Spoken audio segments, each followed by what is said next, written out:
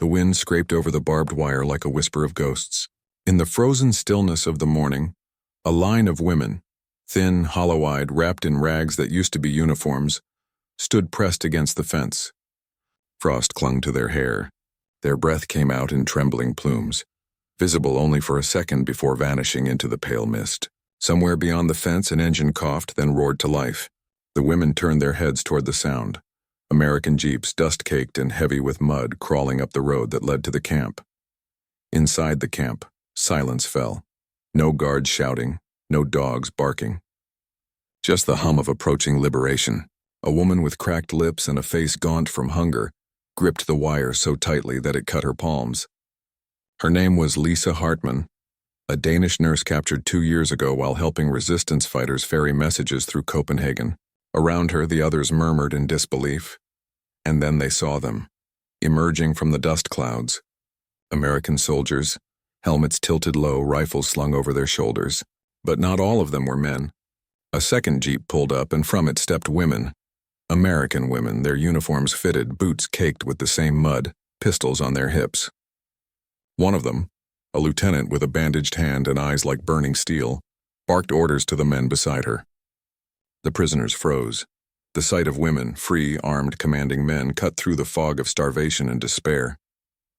For the female POWs of Ravensbrück, that moment shattered something deep and unspoken. The world they had known before the war, the one that told them what women could and could not be, had just died at the fence. The first time Lisa Hartman saw Ravensbrück, she thought it looked like a factory that had forgotten what it made. Smoke drifted lazily from chimneys, the smell of burning mixed with wet wood and human rot. The camp sat beside a dark lake, its surface broken by black swans that glided soundlessly through the mist.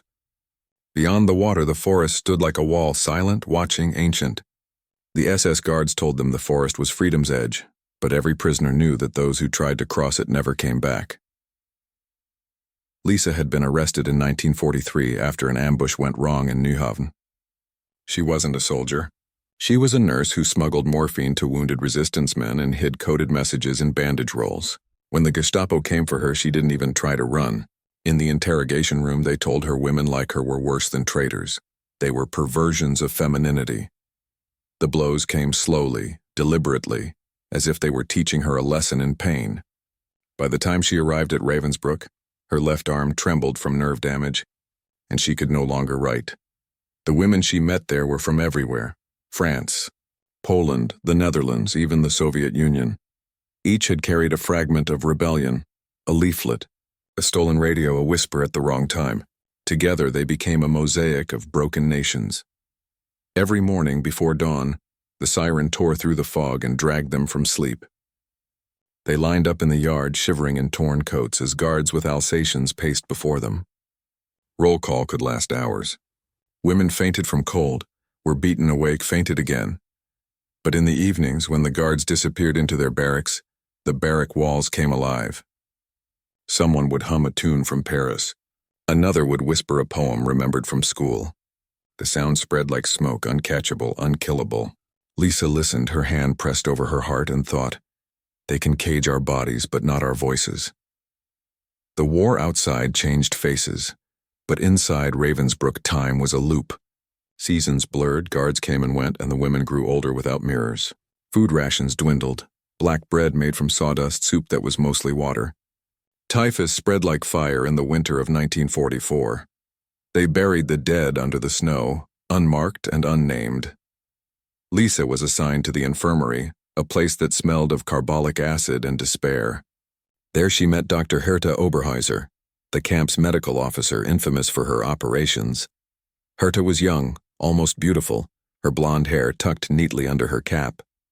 She performed her experiments in silence, recording everything in precise, slanted handwriting. To her, the women on the tables were not prisoners, they were data points. Lisa saw what happened to those taken into the surgery ward. They came back limping or didn't come back at all. The rumors spread. Bone transplants, infections deliberately inflicted, amputations for science. One night, Lisa found herself ordered to assist. She stood beside the table, her hands trembling, as a Polish girl named Helena was brought in. Herta spoke softly, almost kindly, as she made the incision. Lisa's stomach turned, but she couldn't look away. When the operation was done, Helena's breathing was shallow. Herta handed Lisa a clipboard. "Write this down," she said.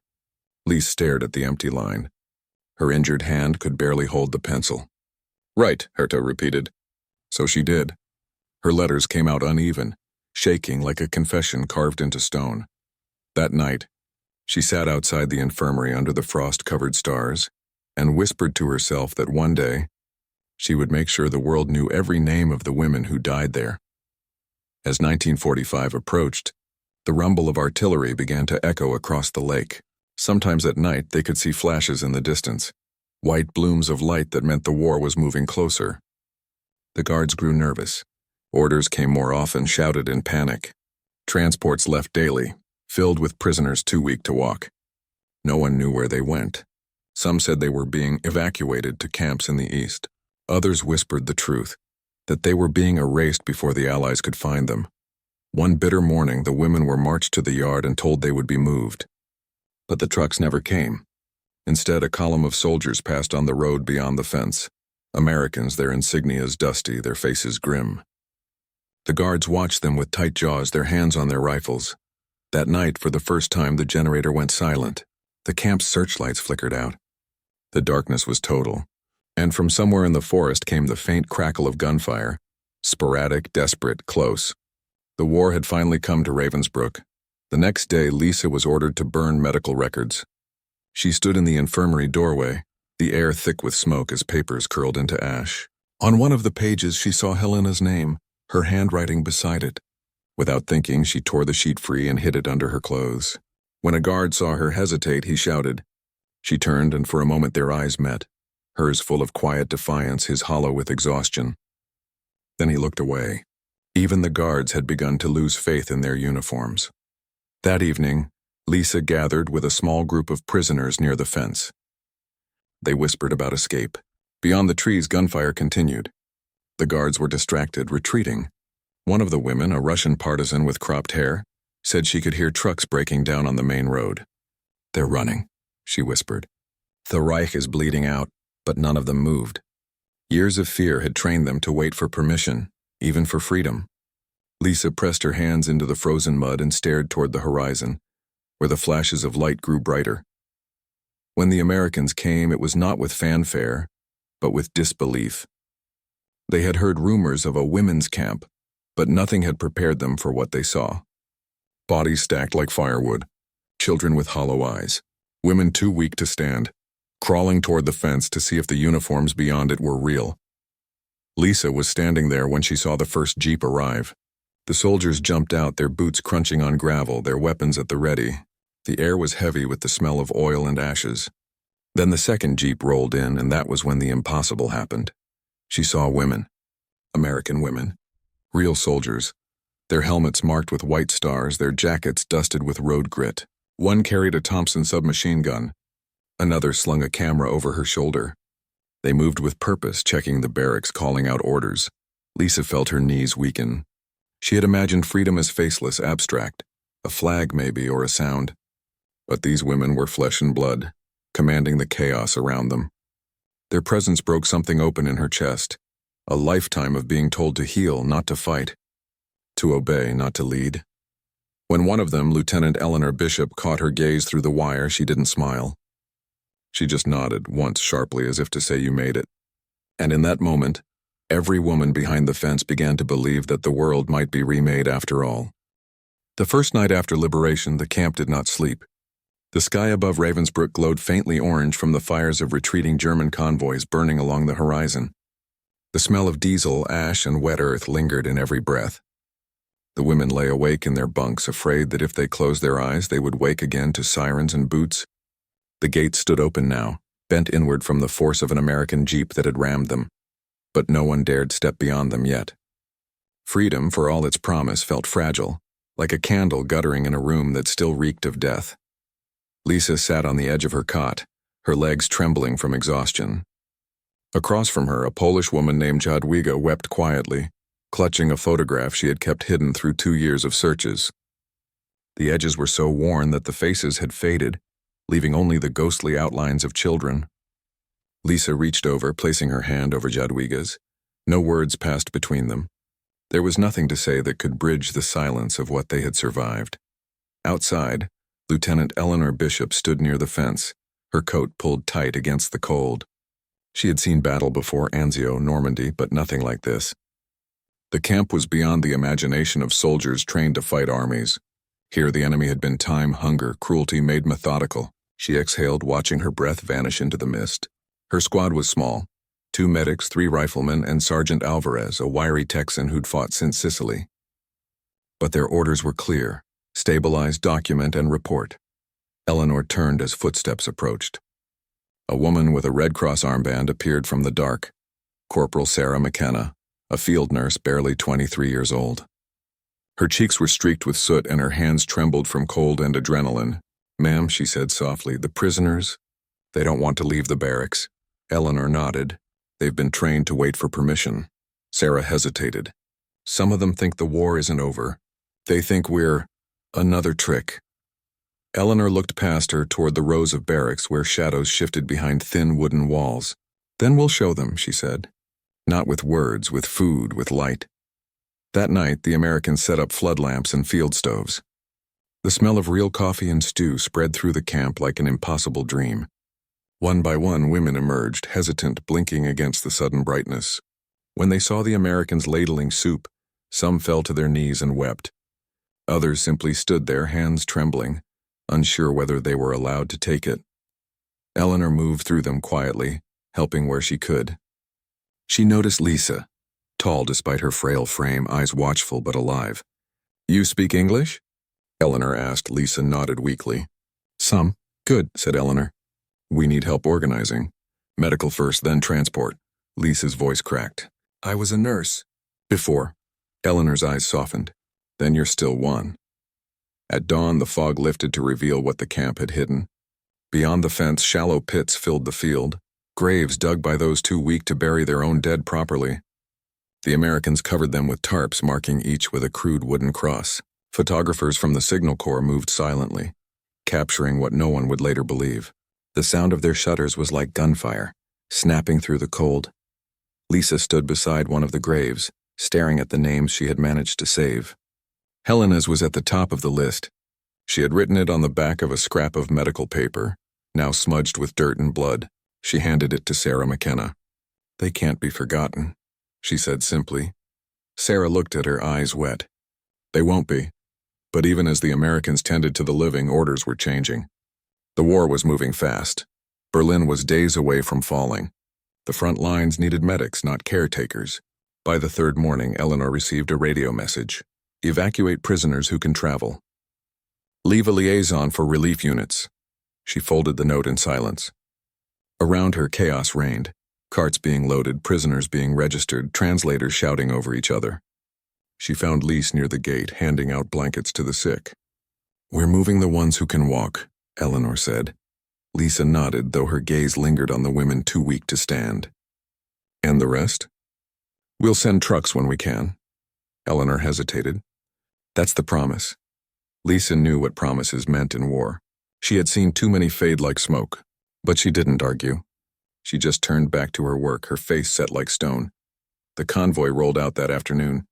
Ravensbrück receded into the fog behind them, the chimneys reduced to black stumps against the sky. The road was lined with wreckage, burned wagons, abandoned helmets, the detritus of a dying empire. Lise rode in the back of a jeep beside Sarah, wrapped in a wool blanket. Her hands wouldn't stop shaking. The air smelled of thawing mud and smoke, and every so often they passed columns of German civilians fleeing eastward, pushing carts piled with furniture, their faces hollow with fear. As they neared the town of Fürstenberg, they encountered a group of German soldiers surrendering. White flags hung from their rifles, their faces gray with exhaustion. Eleanor ordered her men to disarm them and move them aside. One of the prisoners, a young SS officer barely older than 20, glanced at the women in the jeep. His eyes were pale and empty, but for a moment Lisa thought she saw recognition. Perhaps he had been one of them, the guards who shouted, who laughed. Her stomach twisted, but she said nothing. When night fell, the convoy stopped at a farm on the outskirts of the town. The farmhouse had been abandoned, its walls riddled with bullet holes. They lit small fires in the yard, the flickering light casting long shadows on the broken windows. Sarah tended to the wounded while Lisa helped wash bandages in a basin of melted snow. Eleanor moved between them, radio in hand, relaying coordinates. "We'll head for Schwerin tomorrow," she said. "From there, the Red Cross will take over." Lisa looked up. "And you?" Eleanor gave a tired half-smile. "We keep moving. There's still a war to end." Lisa nodded, though her heart ached at the thought. These women, these soldiers, had become the embodiment of everything she had once thought impossible. They commanded respect, carried weapons, gave orders to men without hesitation. In their presence, Lisa felt something ignite inside her that had nothing to do with revenge. It was recognition of strength long denied, of what it meant to survive and still choose to act. That night, she couldn't sleep. The moon hung low, half hidden by drifting clouds. From the barn, she heard soft voices, laughter, tired but real. She followed the sound and saw Eleanor and Sarah sitting near the jeep, passing a canteen between them. "You ever think," Sarah said, "about what happens after?" Eleanor tilted her head. "After the war?" "After all of this," Sarah said. "After people see what we've seen." Eleanor's gaze drifted toward the horizon. "I think the world will pretend it didn't happen. That's what the world does best. But maybe it'll remember us differently." Sarah smiled faintly. "Women with guns?" Eleanor chuckled softly. "Women who didn't wait for permission."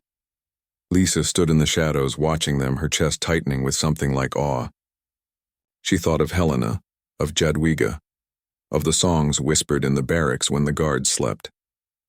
Maybe this was what they had been singing toward, not victory, but a new kind of existence. 2 days later, the convoy reached the outskirts of Schwerin. The roads were clogged with refugees, Soviet patrols, and the carcasses of bombed vehicles. Overhead, the sky buzzed with Allied planes heading east. By now, the war was a storm breaking apart, scattering everything in its path. At a makeshift Red Cross station, Lise helped unload the wounded. She watched as American women, nurses, drivers, clerks, moved among the chaos, their sleeves rolled up, their hair tied back. They were exhausted but relentless, as if motion itself kept them sane. Then came news. Hitler was dead.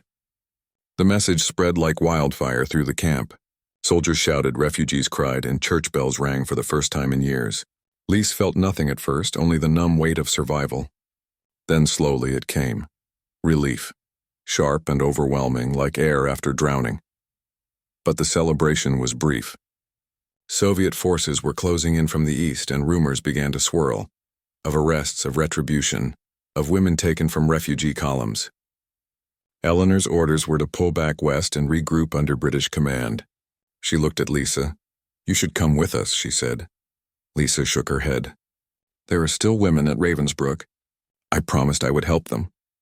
Eleanor studied her for a long moment, then reached into her jacket and pulled out a small revolver. "Take this," she said. "Just in case." Lisa hesitated. "I can't." "You can," Eleanor said firmly. "The world's changing whether it's ready or not."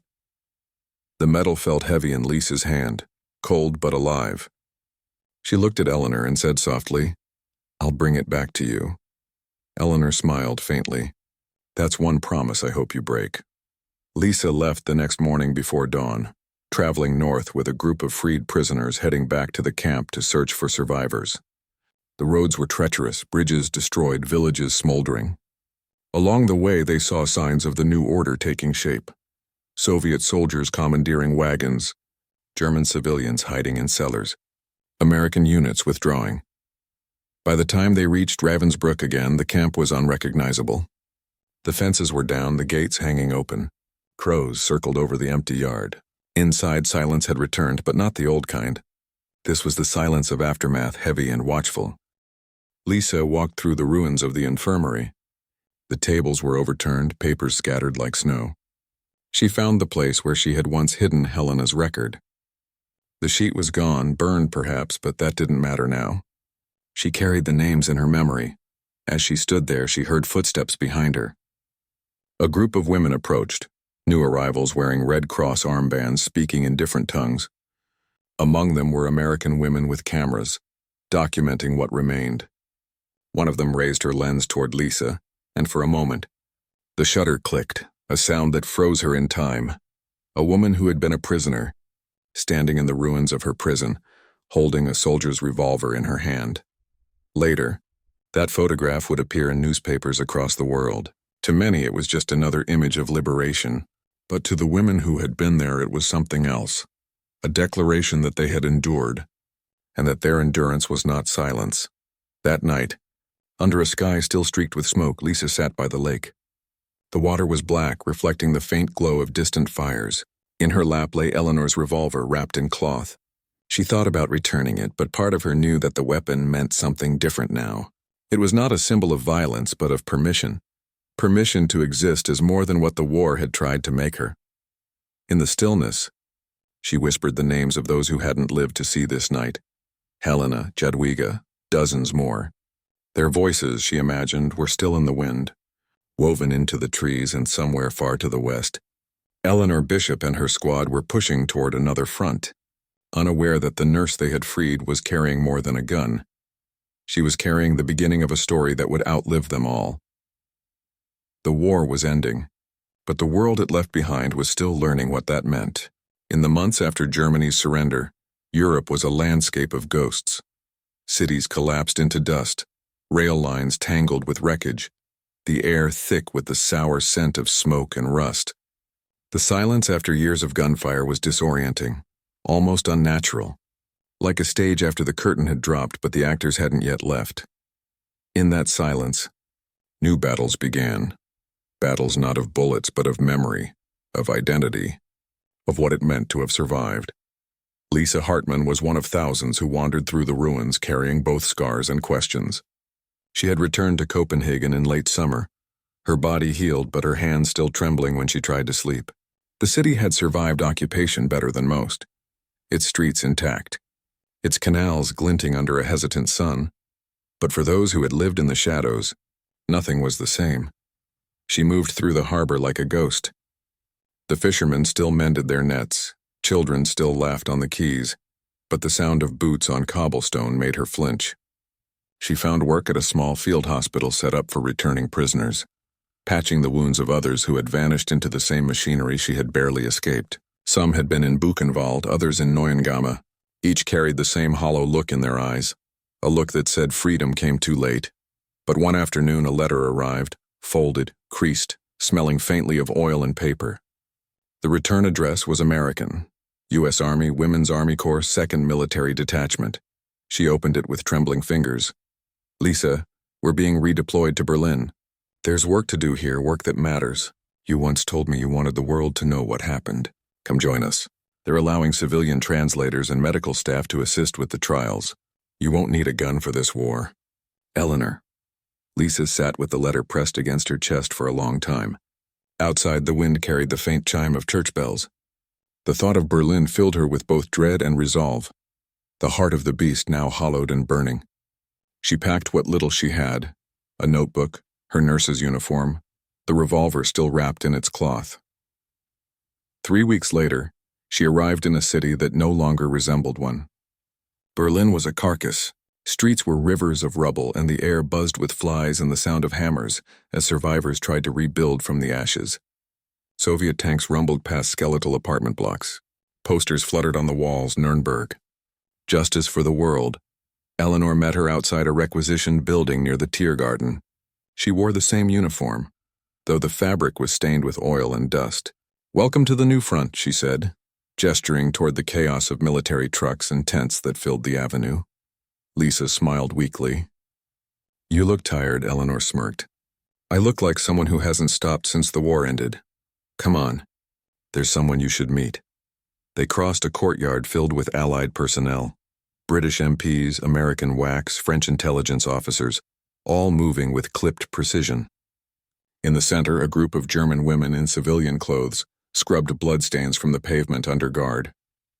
Lisa's stomach turned. The world had changed sides overnight, but the suffering looked the same. Inside a dim room filled with maps and typewriters, Eleanor introduced her to Captain Julia Monroe, a woman with sharp eyes and a voice that carried authority without needing to rise. Julia was one of the first American women assigned to the War Crimes Division. working to collect testimonies from survivors for the upcoming trials. So you were in Ravensbrück, Julia said quietly, scanning Lisa's papers. We've been waiting for someone who could help us identify personnel and locations. Most of the SS records were destroyed. Lisa nodded. I remember faces. That's more than most, Julia said. She looked up, meeting her gaze. Can you sit through the hearings? Some find it unbearable. Lisa's voice was steady. I've already lived them. In the weeks that followed, she sat in the back of the tribunal halls taking notes, translating, listening as witnesses described the unthinkable in the monotone of exhaustion. The defendants, men and women alike, sat in their glass boxes, faces impassive. Dr. Herta Oberhäuser was among them, her blonde hair now streaked with gray, her hands folded neatly on the table. Lise watched her without blinking. The woman who had once ordered her to write this down now sat waiting to be judged by the world. When Lisa was finally called to testify, the room fell silent. She spoke clearly, her Danish accent soft but unshaking. She described the infirmary, the operations, the screams. She spoke of Helena, of the sheet she had hidden, of the names she still carried. And when the prosecutor asked if she recognized anyone in the courtroom, she lifted her hand and pointed, directly at Herta. For a moment, the doctor's eyes met hers. There was no apology there, no recognition, only a kind of cold curiosity as if she were still examining a specimen. Lise felt her throat tighten, but she didn't look away. She said it was for science, Lisa said softly. But it was only cruelty wearing a lab coat. The room erupted, reporters scribbling, translators whispering. But Lise felt nothing. Justice, she realized, didn't erase anything. It only made the silence visible. That night, Eleanor found her sitting alone on the steps outside. The city smelled of smoke and wet stone. You did good, Eleanor said quietly. Lisa shook her head. It changes nothing. Maybe not for her, Eleanor said. But for the ones who can't speak anymore, it changes everything. They sat together in the dim light, two women from opposite worlds bound by the same war. Around them, Berlin murmured, half alive, half dead. Somewhere in the distance, a piano played through an open window, the notes fractured but tender. Eleanor glanced at her watch. There's something you should see tomorrow, she said. Meet me at dawn. You'll understand. At sunrise, the city was gray and silent. They walked past the ruins of the Reich Chancellery, its marble halls now gutted and cold. Beyond it lay the Tiergarten, a forest of shattered trees. The ground was littered with helmets, papers, and the rusted skeletons of tanks. In a clearing near the edge of the park, rows of American women stood in formation, uniforms crisp, boots shining in the dew. They were members of the Women's Army Corps, preparing for a ceremonial review before redeployment. Eleanor stepped forward, joining them. A bugle sounded. The women snapped to attention. Lise watched as officers moved down the line, inspecting rifles, saluting. It was a scene she had only ever associated with men, yet here it unfolded with precision and pride. For a moment she forgot the ruins around them. When the ceremony ended, Eleanor turned and motioned for her to approach. This is the next front, she said quietly. Not guns or bombs, memory, education, rebuilding. But we fight it the same way. Lisa looked at the women, their faces young and determined. And after this? After this, Eleanor said, we go home.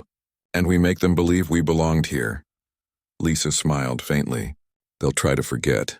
Eleanor nodded. Then we'll remind them. For the next months, Lisa worked with Allied units documenting testimonies. She traveled across the wreckage of Europe, Hamburg, Munich, Vienna, recording the stories of women who had fought, resisted, or survived. Some were pilots from the Soviet Night Witches Regiment, their hands still stained with engine oil. Others were French couriers who had smuggled coded messages in laundry baskets, or Polish nurses who ran underground hospitals in the sewers of Warsaw. Each story was a mirror, reflecting courage born of necessity. In Krakow, she met Maria Gajewska, a former courier who had escaped execution by bribing a guard with her mother's wedding ring. Maria had joined the Home Army disguised as a man. When they caught me, she said, smiling bitterly, they were more offended by my uniform than my gun. In Paris, she met Simone Leroux, who had run a network ferrying Jewish children out of the city. We were never soldiers, Simone told her, lighting a cigarette with trembling fingers. But we fought harder than most who wore uniforms. Lisa filled her notebooks until the pages tore. Each name, each act of defiance felt like stitching together a torn flag. By winter, she returned to Berlin to deliver her reports. Snow covered the ruins like a shroud. The tribunal was nearing its end. Verdicts were expected any day. On the steps of the courthouse, she found Eleanor again. Leaner, paler, her uniform worn thin from months of work. "They're sentencing them today," Eleanor said.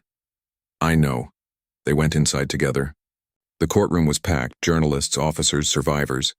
When Herta Oberhäuser was led in, Lisa felt her heart stutter. The judge read out the sentence, 20 years.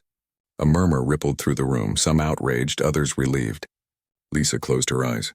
20 years. Not enough perhaps, but enough to say the world had finally spoken. When it was over, Eleanor turned to her. "What will you do now?" Lisa hesitated. "Go home, maybe. But home feels like another country." Eleanor smiled faintly.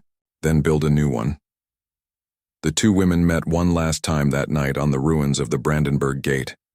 The wind was cold, scattering snow across the stones. Below them, Berlin glimmered faintly with the lights of Allied trucks. Eleanor looked out over the city. "Do you think the world will remember us?"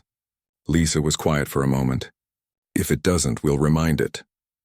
She reached into her coat and handed Eleanor the revolver, still wrapped in its cloth. "You said I might never give it back," Eleanor smiled. "I was wrong."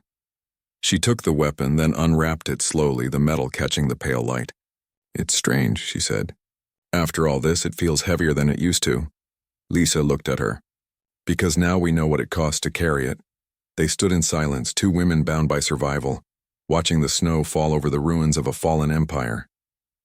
The war was over, but the story, their story, was only beginning.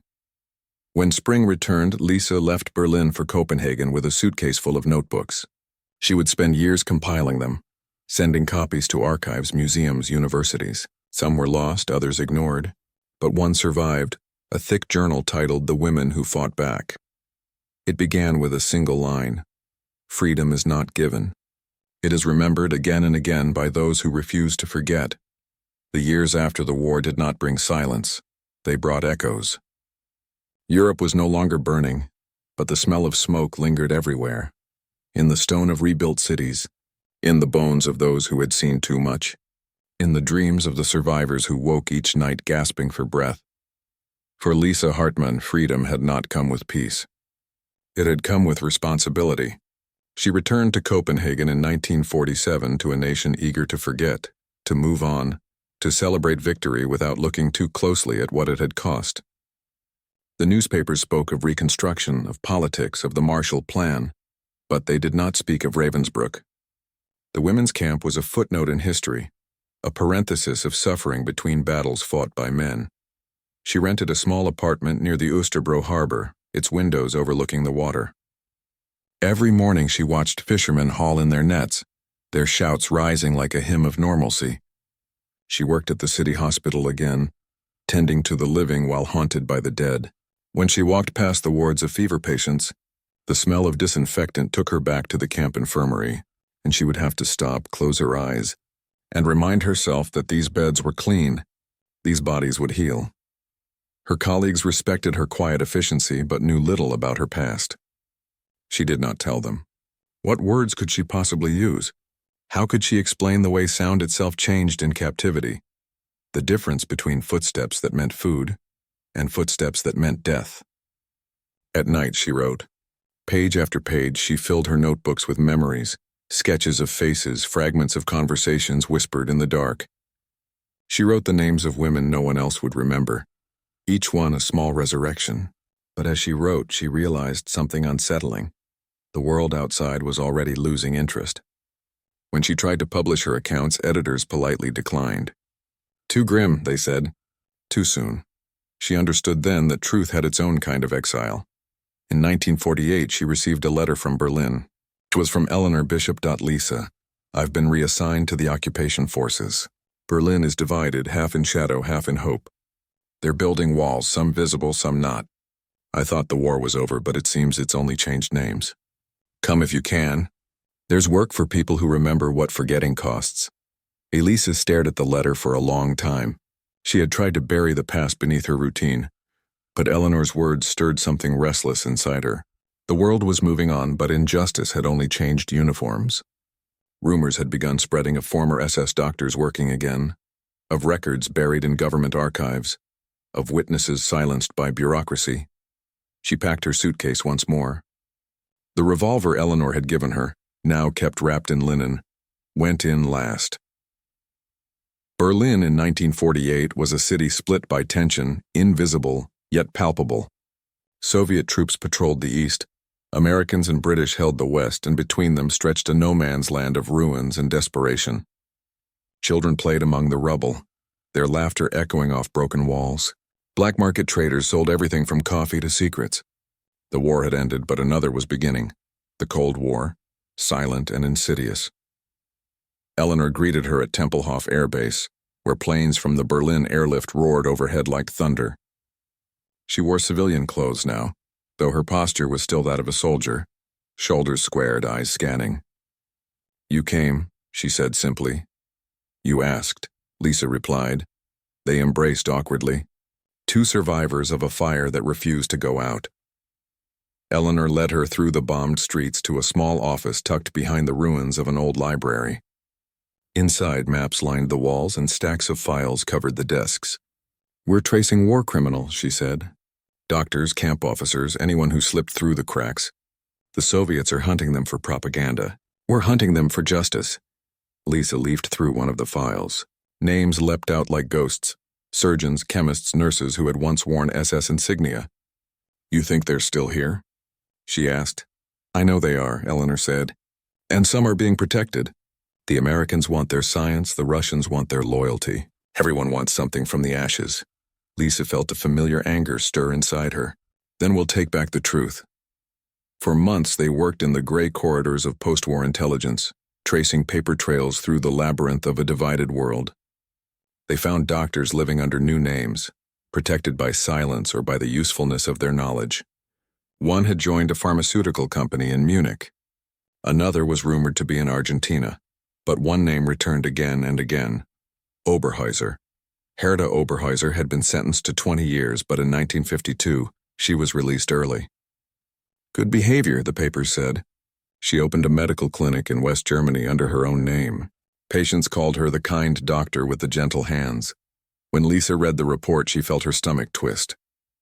She showed the paper to Eleanor, whose jaw tightened. "They let her walk," Eleanor said flatly. "She's treating children," Lisa whispered. "The woman who used them as experiments is treating them now." Eleanor stared at the wall, then turned back. "We'll find her." They traveled south under false papers, posing as journalists researching post-war medicine. The road wound through fields of wheat and ruined towns, the landscape deceptively peaceful. At night, they slept in train stations or small pensions, planning their next move. In the town of Stocksee, they found her. The clinic was small, whitewashed, surrounded by flower beds. A brass plaque bore the name Dr. Herta Oberhäuser. Lisa stood across the street, her hands trembling. Through the window, she could see the doctor moving between patients, her hair now fully gray, her face calm and unreadable. The sight filled her with nausea and rage. Eleanor placed a hand on her shoulder. "You don't have to go in." Lisa shook her head. "Yes, I do." She crossed the street, each step echoing like a drumbeat. Inside, the air smelled of antiseptic and lavender. A nurse greeted her politely. "The doctor will be with you shortly." When Herta entered, she paused just for a fraction of a second. Recognition flickered in her eyes, then vanished. "Yes?" she asked coolly. Lisa met her gaze. "I was your assistant, Ravensbrück." The color drained from the doctor's face. For a heartbeat, the two women stood frozen in the sterile light of the clinic, victim and perpetrator, nurse and executioner, bound by memory. "What do you want?" Herta asked quietly. "Nothing," Lisa said. "Only to see if you still remember their names." Herta's lips tightened. "The war's over. For you," Lisa said. "Not for them." She turned and walked out. Outside, Eleanor waited by the car. "Did she?" "No," Lisa said. She didn't remember. Or maybe she chose not to. They filed a report, but it went nowhere. Bureaucrats buried it beneath red tape. "We can't reopen old wounds," one official told them. "Germany needs stability." Lisa realized then that history was not written by the victors. It was written by those who could afford to forget. Years passed. The world changed again. The 1950s became the age of optimism. Television, new cars, smiling families, and bright advertisements. The war receded into documentaries and textbooks. Yet beneath the surface, women like Lisa and Eleanor carried the weight of memory like a second spine. Eleanor eventually left the army and moved to Washington, where she lectured on women's roles in the war. Her speeches were recorded but rarely published. They clap politely, she wrote once, then go back to telling stories about generals. Lisa stayed in Europe. She opened a small clinic for refugees, people displaced by the new Iron Curtain dividing the continent. She saw faces that reminded her of the camp, hunger, fear, resilience. And sometimes, when the night was quiet, she imagined she heard the faint hum of a generator and the murmur of women singing in the dark. She grew older. Her hair silvered, her hands steadied, but the fire inside her never dimmed. In 1960, a journalist from London came to interview her for an article on the female prisoners of the Reich. "Why do you still talk about it?" he asked. "Haven't you earned your peace?" Lise looked at him and said, "Peace is the child of memory, not of silence." The article was published, briefly noticed, then forgotten. But somewhere in the archives of that London paper, her words remained, a spark buried under dust, waiting for air. In the autumn of 1963, she received another letter, its handwriting unmistakable though older. "Shakier, Lisa, they're finally reopening the trials. Oberhäuser has been summoned again. Maybe this time, they'll listen. I'm coming to Germany. If you can, meet me in Lübeck. One last time." Eleanor. Lisa boarded the train that week. The countryside blurred past. Fields, forests, small villages where children played without knowing what had been buried beneath their soil.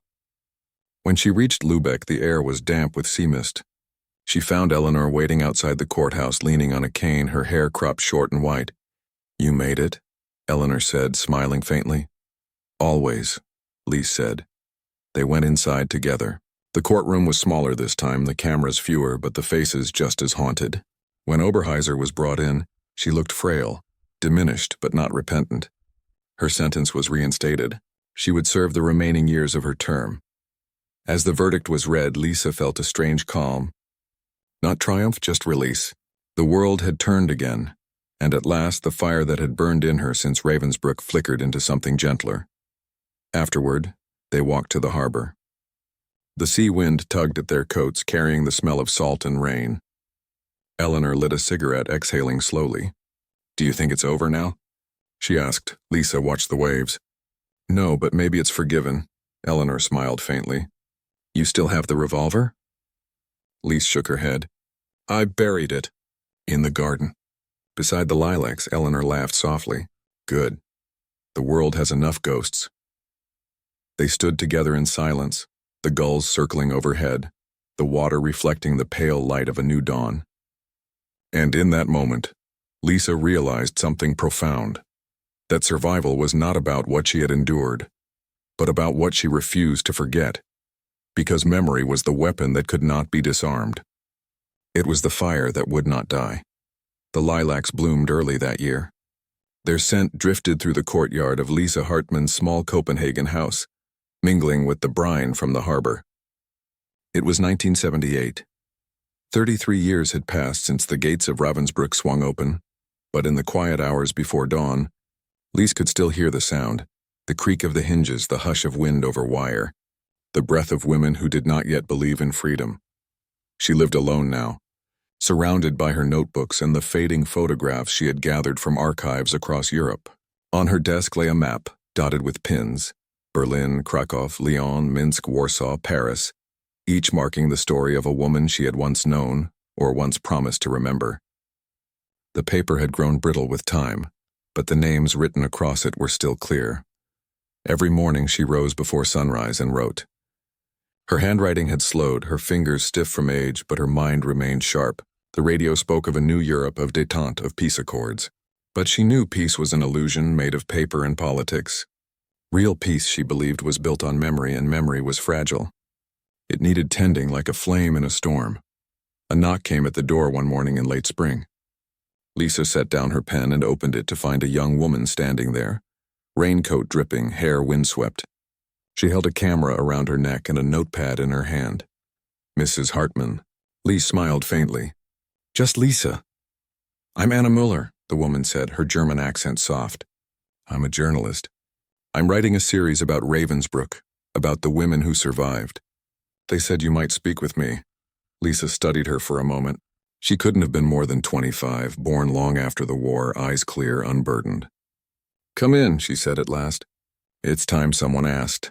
They sat at the kitchen table as the rain whispered against the windows. Anna placed her tape recorder on the table, its red light blinking softly. You were one of the nurses? She asked. Lisa nodded. That's what they called us. But what we did was survive. Nursing was the excuse. Anna hesitated. May I ask, why now? Why speak after all these years? Lise looked toward the window where the lilac swayed in the wind. Because silence is contagious. I've watched the world grow busy again. New wars, new dictators, new excuses. And I think maybe people need to be reminded that the worst things didn't happen in some faraway darkness. They happened in daylight with uniforms and paperwork. Anna leaned forward. Do you still dream of it? Lisa's voice was steady. Every night. But the faces change. Sometimes they're the women from the camp. Sometimes they're the ones I couldn't save. She paused, then smiled faintly. And sometimes they're the women who saved me. She reached for a small box on the shelf and opened it. Inside lay a photograph, yellowed and creased. Two women standing amid ruins, one in uniform, the other in a tattered coat. Snow fell between them. Anna studied it. That's you? Yes, Lisa said softly. And that's Eleanor Bishop, an American officer. She's the reason I'm here. What happened to her? Lisa hesitated. She went home. She tried to build a life. But people don't want to hear about women who fought wars. They want nurses, not soldiers. She looked down at the photo again. I wrote her for years. Then the letter stopped. I think she died in the late 60s. But I still talk to her sometimes. I tell her what she'd want to know, that we're still fighting, just with words instead of guns. Over the next days, Anna returned again and again. Each visit peeled back another layer of silence. Lise spoke of the songs whispered in the barracks, of the faces in the infirmary, of the smell of ether and fear. She told her about the day the Americans came, about the sight of women carrying rifles. When we saw them, Lisa said, something inside us broke, and something else was born. We had been taught that women were meant to endure, not to command. But those soldiers, they rewrote that rule in a single heartbeat. Anna's voice trembled. Do you think it changed the world? Lise smiled sadly. For a while. But the world forgets faster than it heals. One evening as the light faded, Anna asked, Why do you think you survived? Lisa was silent for a long time. The question was simple, but its weight filled the room. Because someone had to remember, she said finally. Survival is not just living, it's bearing witness. She rose, went to her desk, and pulled out a stack of worn notebooks bound in twine. These are their names, she said, placing them on the table. Every woman I met, every woman I buried. I kept their stories so they wouldn't vanish. But I'm running out of time, Anna. Soon the witnesses will be gone, and all that will remain are numbers in archives. Anna touched the notebooks reverently. Then I'll help you tell them. Lisa smiled. That's why you're here. The following week, Anna proposed traveling back to Germany, to Ravensbrück itself. They've turned it into a memorial, she said. Would you go with me? Lisa hesitated. She had avoided that place for more than 30 years. But some part of her, the part that had whispered names into the darkness, knew it was time. They left 2 days later, crossing the Baltic by ferry, then driving through the quiet countryside of northern Germany. The forests looked the same as they had in her memory, tall, still indifferent. As they neared the town of Fürstenberg, the road narrowed, flanked by birch trees that whispered in the wind. Then, through the mist, she saw it, the gate. The sign above it now read Mann und Gedenkstätte Ravensbrück, Memorial and Place of Remembrance. The barbed wire was gone, replaced by paths lined with plaques. But the buildings were the same. Long wooden barracks, their roofs sagging under time. Lisa stepped out of the car slowly, her legs trembling. The air smelled of wet grass and iron. She walked toward the yard where the roll calls had been held, where frost had once cracked beneath her bare feet. Now schoolchildren wandered there with cameras.